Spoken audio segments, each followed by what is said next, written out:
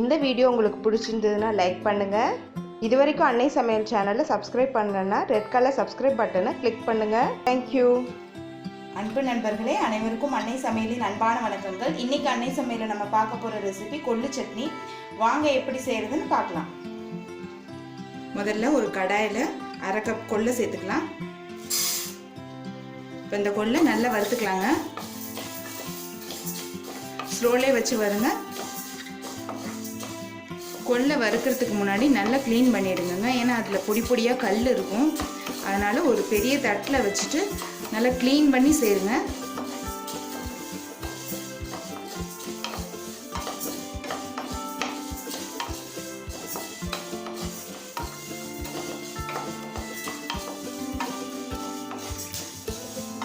உடம்பு இழைக்கணும்னு நினைக்கிறவங்களுக்கு கொள்ளு ஒரு பெரிய வரப்பிரசாதம்னே சொல்லலாம்.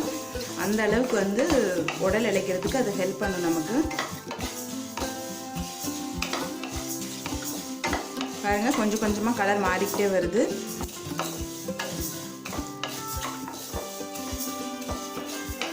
கொள்ளு இப்போ நல்லா வறுத்தாச்சுங்க. நீங்கள் ஒரே ஒரு கொள்ளு எடுத்து சாப்பிட்டு பார்த்தீங்கன்னா தெரியும், நல்லா கிறிஸ்பாக வந்திருக்கும். அந்த அளவுக்கு வறுக்கணும். இப்போ கொள்ளு எடுத்து தனியாக வச்சிடலாங்க. இப்போ கடாயில் கொஞ்சமாக நல்லெண்ணெய் சேர்த்துக்கலாம். இப்போ 5 காஞ்ச மிளகாய் சேர்த்துக்கலாங்க. மிளகாய் கலர் மாறாத மாதிரி ஸ்லோலே வச்சு வறுத்துக்கோங்க. இப்போ மிளகாயை நல்லா வறுத்தாச்சுங்க. இப்போ இதை எடுத்து தனியாக வச்சிடலாம். அடுத்தது இதில் 1 டீஸ்பூன் கடலைப்பருப்பு சேர்த்துக்கலாங்க. கடலைப்பருப்பை லேசாக கலர் மாற வரைக்கும் வறுத்துக்கலாங்க.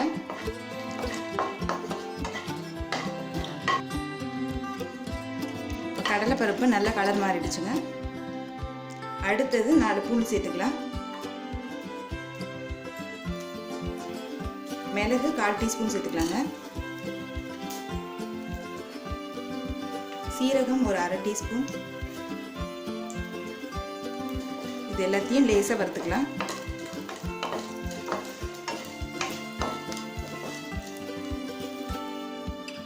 அடுத்தது இதில் ஒரு வெங்காயத்தை சேர்த்துக்கலாம்.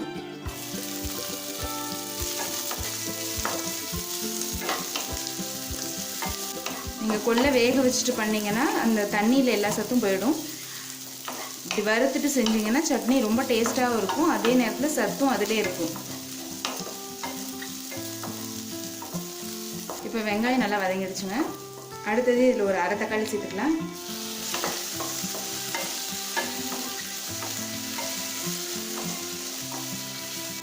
இப்போ தக்காளி வதங்கிடுச்சுங்க. தேவையான அளவு உப்பு சேர்த்துக்கலாம். புளி கொஞ்சம். இப்போ இது எல்லாத்தையும் வதக்குன கொள்ளு மிளகாயோடு சேர்த்து மிக்சியில் நைஸாக அரைச்சிக்கலாங்க.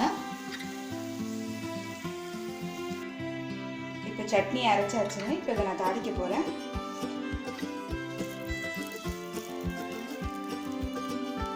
இப்போ கொள்ளு சட்னி ரெடி ஆயிடுச்சுங்க. நம்ம சர்வ் பண்ணிடலாம். இப்போ சுவையான கொள்ளு சட்னி ரெடி ஆயிடுச்சுங்க. இது இட்லி, தோசை, சப்பாத்தி, சாதத்துக்கு கூட நல்ல மேட்சாக இருக்குங்க. ரெசிபி ட்ரை பண்ணி பாருங்கள். கண்டிப்பாக உங்களுக்கே பிடிக்கும். ரெசிபி பிடிச்சிருந்ததுன்னா வீடியோவை லைக் பண்ணுங்கள், கமெண்ட் பண்ணுங்கள், ஷேர் பண்ணுங்கள். இது வரைக்கும் அன்னை சமையல் சேனல் சப்ஸ்கிரைப் பண்ணலைன்னா சப்ஸ்கிரைப் பண்ணுங்கள். தேங்க்யூ.